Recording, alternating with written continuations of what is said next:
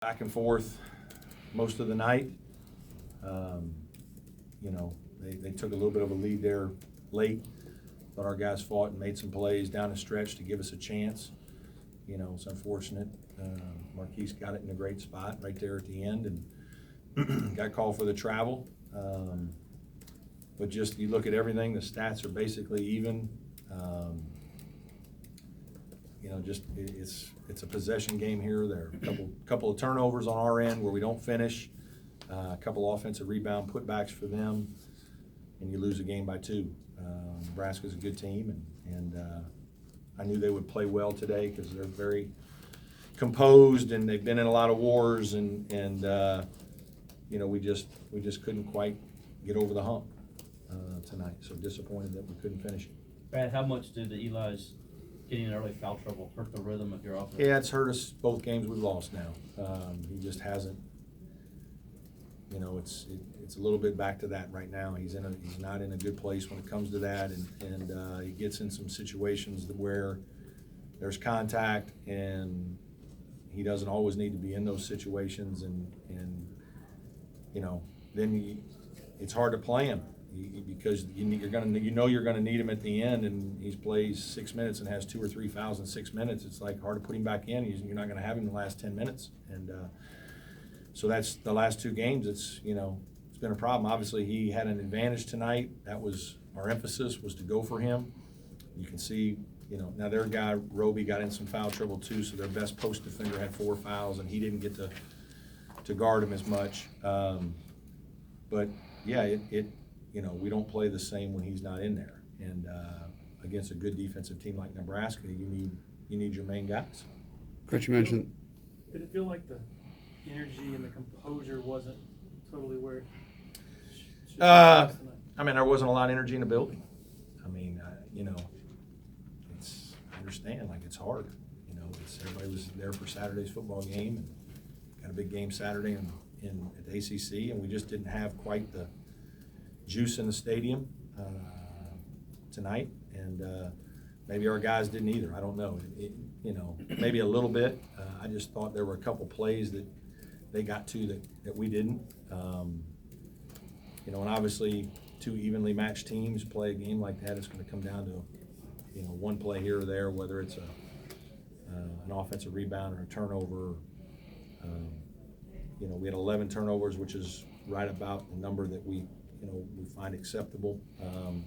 I do think there were a couple that were plays that, it looks like we're going to make a basket and then something bad happens. It's a little thing, but I thought the play at the end of the half was huge. Marquis, we get a great defensive stop and we're on the run. He's got the ball with 5 seconds to go, plenty of time to get to the rim and give their kid credit. Watson runs him down and strips it, and Shelton picks it up, and we fumble it and can't get it on the rim. And one possession, 2-point loss. Those are the things you go back and look at when you're watching film, and you're going to find 5 or 6 of those on our side. You probably find 3 or 4 on theirs, and that's the one possession that you lost. Coach, you had a couple of fouls to give at the end. How difficult did that make it to extend the game and try to finish the comeback? Yeah, the fouls to give wasn't really a factor. We fouled with 9 seconds to go to try to get to the fouls if we couldn't get a steal in the press, and so that was okay. We obviously got the ball back. We got our best player with the ball in the lane with a chance to tie with however many seconds left, 9 seconds left, 10 seconds left. We couldn't ask for anything more than that. Did you agree with the travel call? I haven't seen it. I don't know. Their best player, Palmer, got 20 on the night. And I thought we made it hard a lot, but he's really talented. No assists for him, but he's a big, strong wing that can score and play over top of you. We did a good job of not fouling him. I thought we made him take some tough shots. But yeah, he's first team All Big Ten for a reason. He's a difference maker, and he caused some problems for us. They're hard to guard because you guard all their stuff. You do a great job, and they've got Watson and Palmer. They got 2 guys that can break your defense down and make a play. And I thought Palmer did that in the second half. Coach, you got a week until your next game here at home. Does the long break kind of come at the perfect time to reassess and regroup? Yeah, we need to do some things. We need to get, into practice. Elijah needs consistent practice. He had 3 days leading into this game, and I think he's getting better. In fact, Coach Miles just asked me if he was okay. Like he said, he didn't look all the way there, and he's not. He's not 100% right now. He's not 100% conditioning. He's not 100% pop. Maybe that's part of the reason why he's a little bit, just looks a little slow on a couple plays. And we need him playing at a high level to be as good as our team can be. And so I think he just needs, 2 weeks of consistent practice. And, he really hasn't had it. He's had about a week. And so another week of that I think will be really good for him and try to get him into shape. Brad, what do you need from Amir to show up things whenever Eli does leave the game? I think Amir's doing a lot, and we're asking him to do a lot.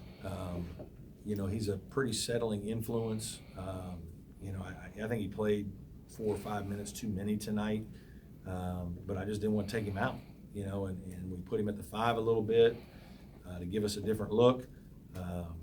At the 4, he's a pretty steady guy. I love his rebounding tonight.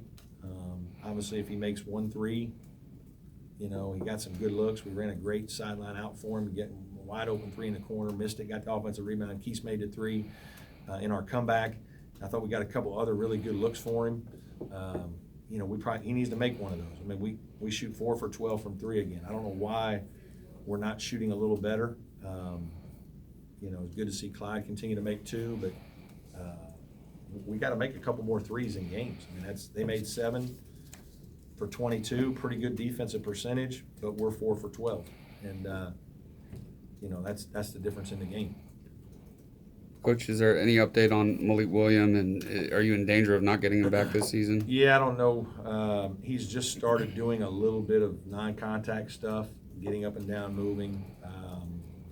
I haven't gotten an update on him because I just know it's not, it's getting closer, but it's still at least a week or 2 away. We're hopeful that Trey is going to be cleared a little bit and be able to do some more full court stuff. Any more questions?